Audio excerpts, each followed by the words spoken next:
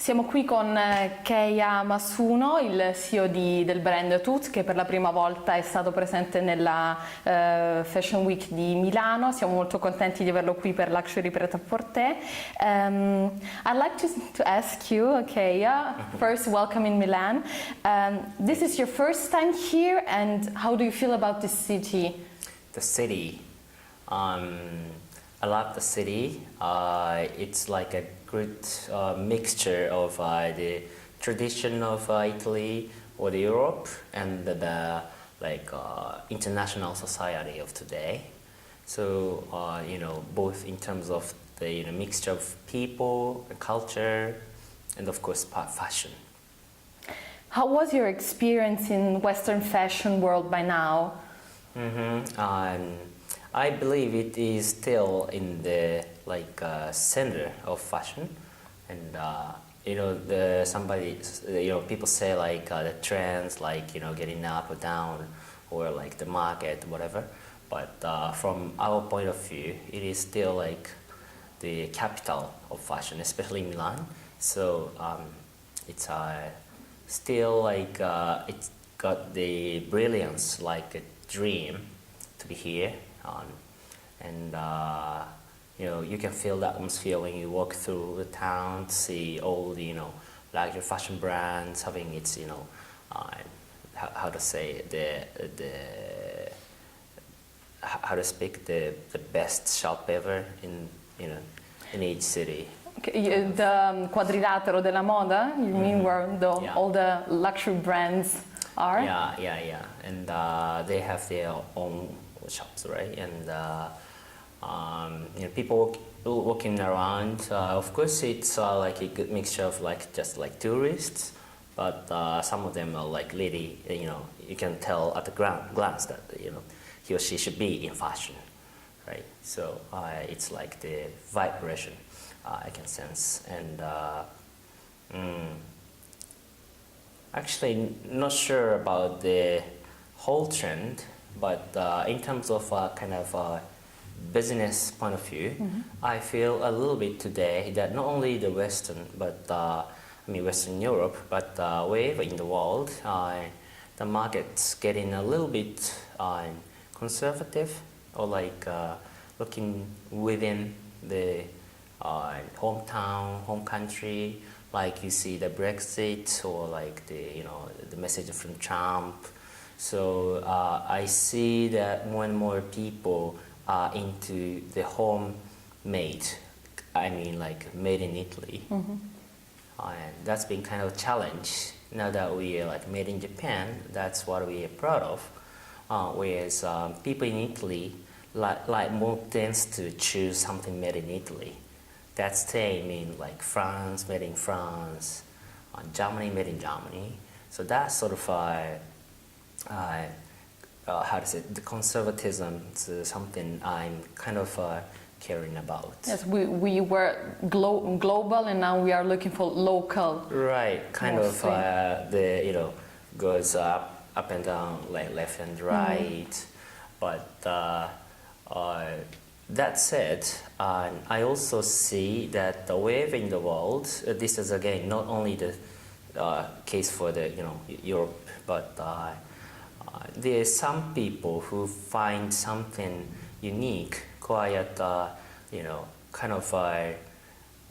it's not like everybody look at the same thing, but people find something really keen to, something that he or she feels true to himself, herself, and there'll be a chance for us.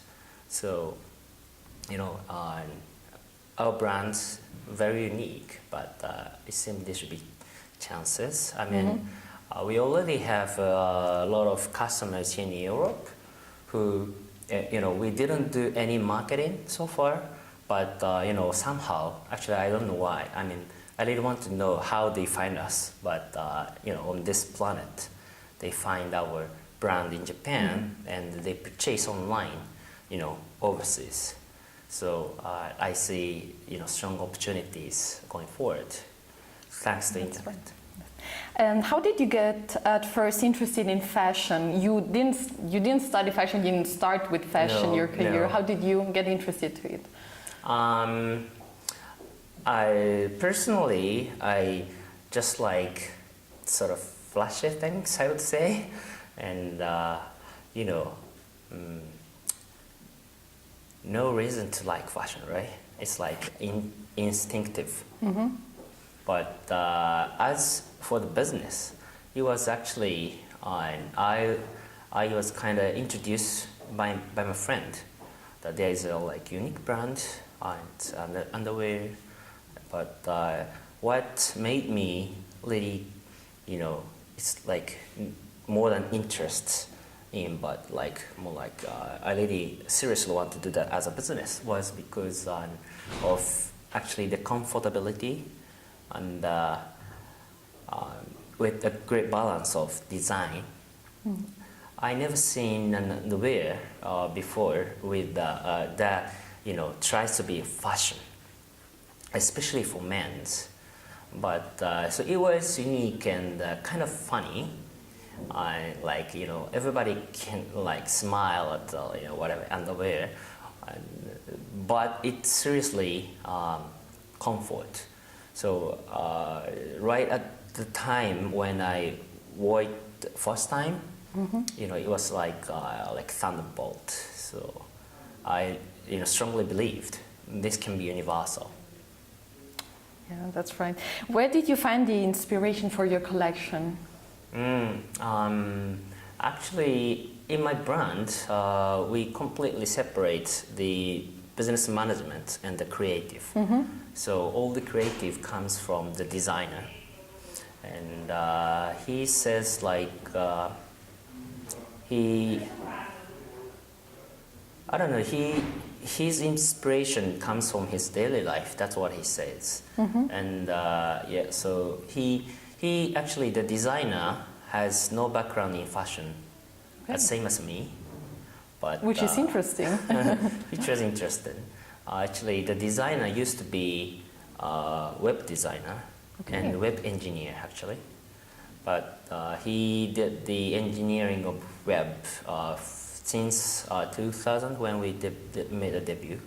So he understands all the concept of the brand. I see. How much of Japan's tradition and culture is in TOOT as a brand, and do you get inspiration from Japan's culture? That's a good question. And I just say yes and no, because we do not try to, you know, brand ourselves like as like traditionally Japanese style, like ninja, geisha, or whatever. But rather, it's more like close to the Japan's how to say kind of subculture or like today's scene.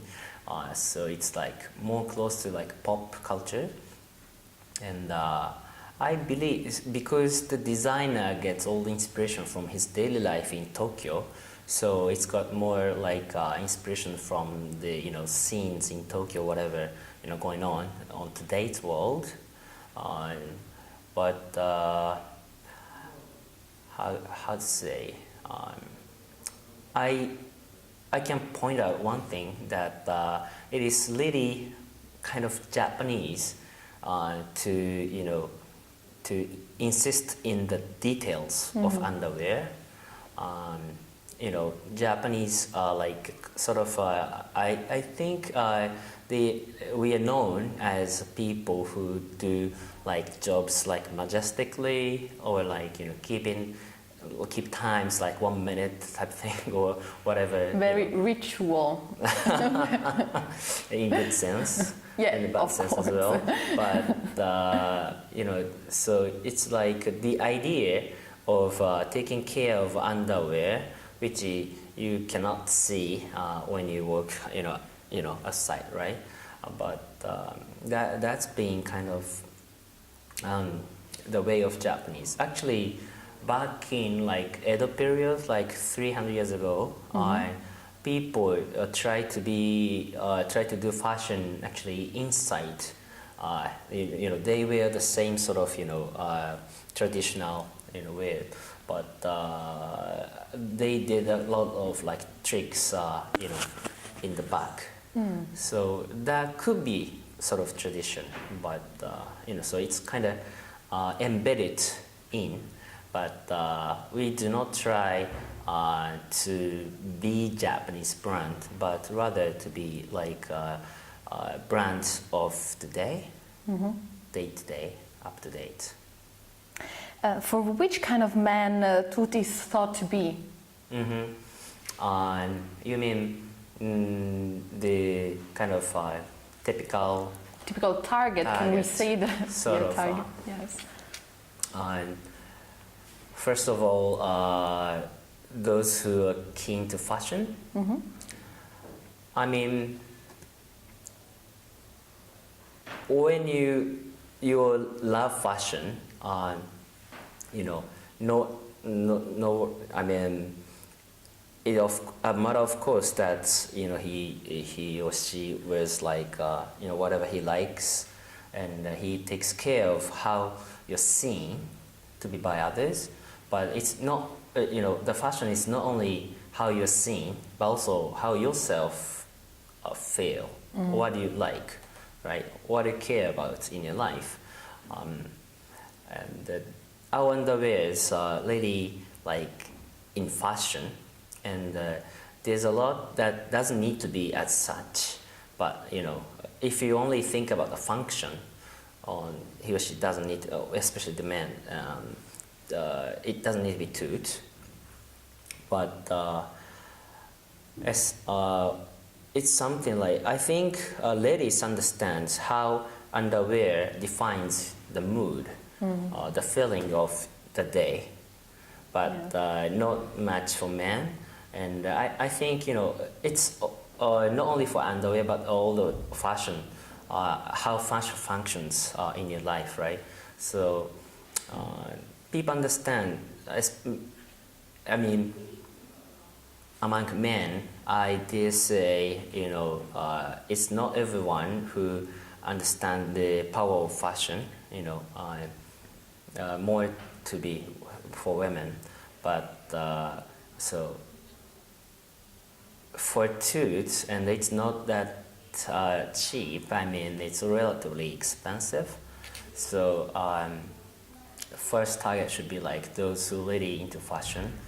And I myself loved fashion. I mean, I took care of what I wore, but I actually was not taking care of underwear at that time. So I felt like sort of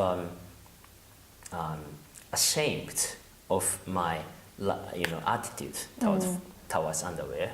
That was my experience, and I believe the same will happen in European market sooner or later. And so the fashion, that's first. And actually, I also have kind of target for how to say, sort of business executives. So not only because of the price range, but how to speak.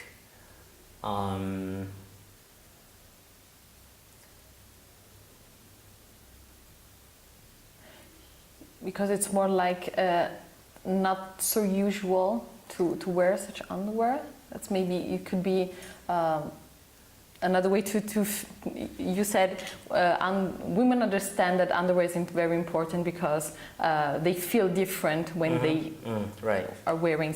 Could the same be for the business? I dare say it's sort of luxurious to pay attention to your underwear. I mean, now that in today's world, and you asked me about the situation of fashion, now it's like more to like the fast fashion. Yes. You can get something cheaper with relatively not bad quality, I would say.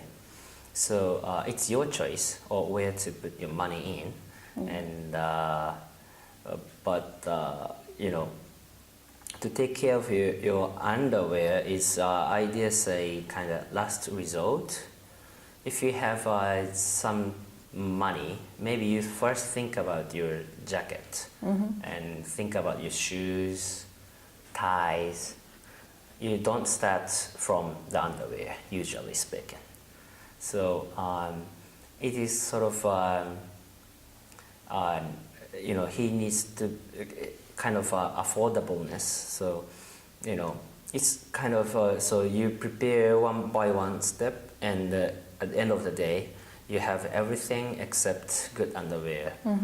That's the kind of order we see in the scene. And so it takes time. So you, in terms of like sort of generation, the main target should be around their 30s, and who are mostly satisfied with his status, yet he is looking for something new or something still unsatisfied, and underwear should be that place. TOOT is an LGBT-friendly brand, we can say that, but it's also like that by heterosexual men. Why, in your opinion, is it so inclusive?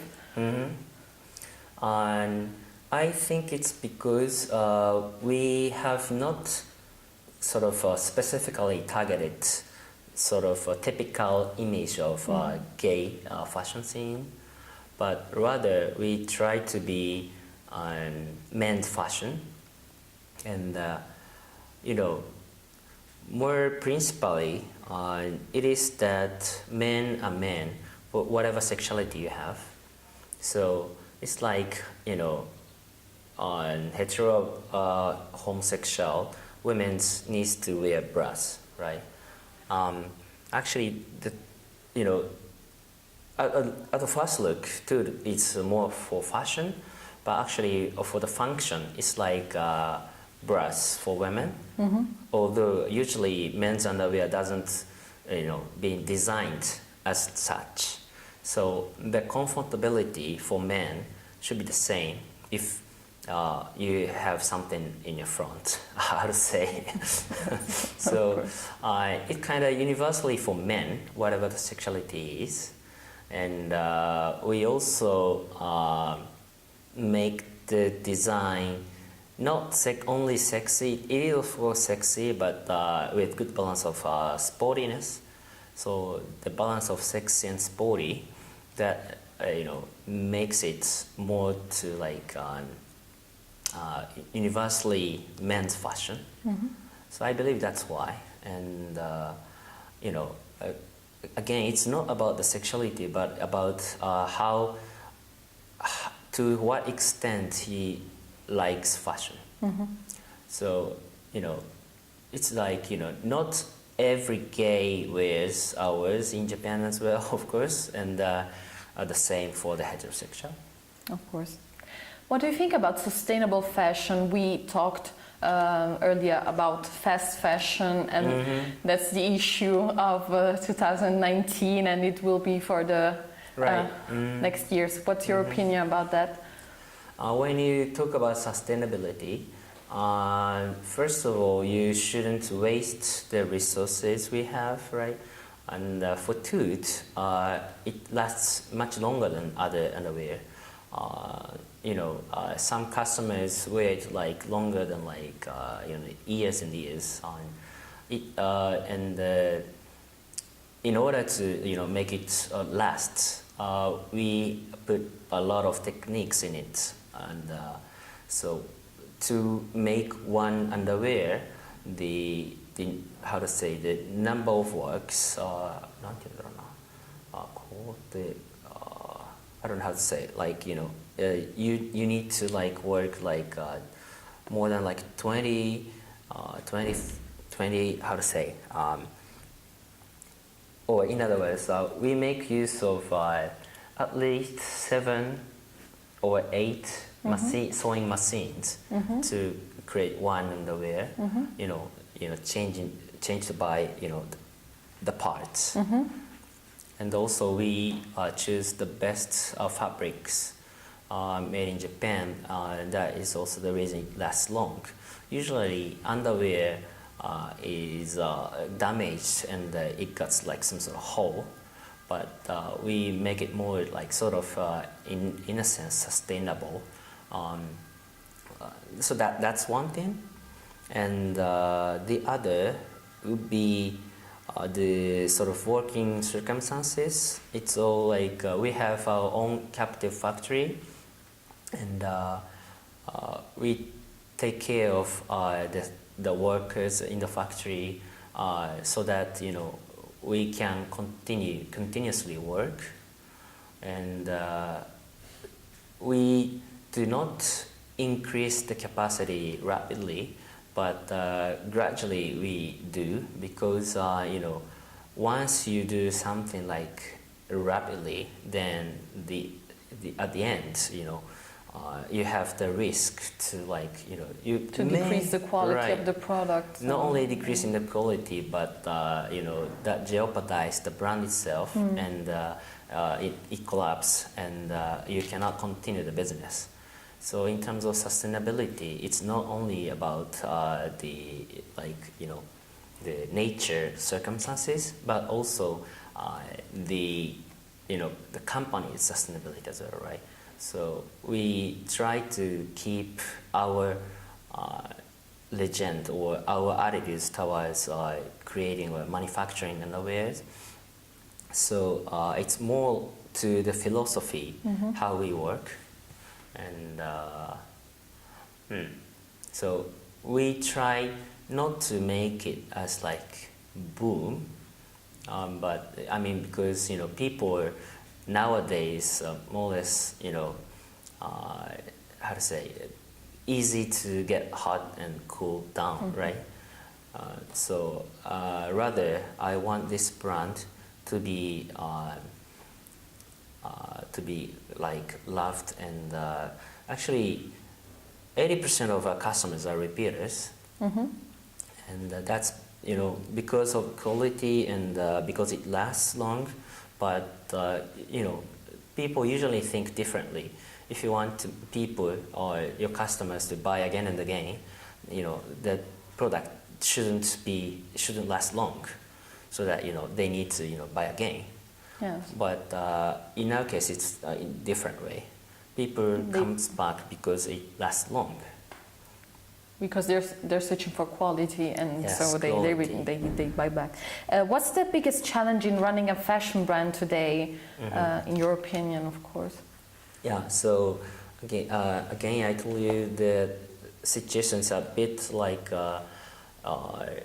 nervous, or kind of conservative. How do you say it? Localized? Go back from global to local. Yes. That's sort of one challenge we have. And what else? This is such a unique brand that I feel it should take time. That there should be like, how to say, the sort of marketing theory. So you have the innovators, early adapters, and early majority, whatever. We are trying to reach out to those innovators who want to try something new first.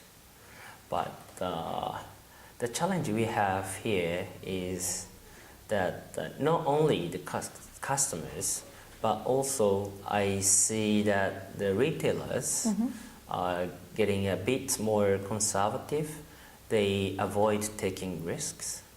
So I heard like some 10 or 20 years ago, there are more select shops that wants to find something new from all over the world. But nowadays, when you do kind of business negotiation, I feel the tendency that people go to more like something you are assured.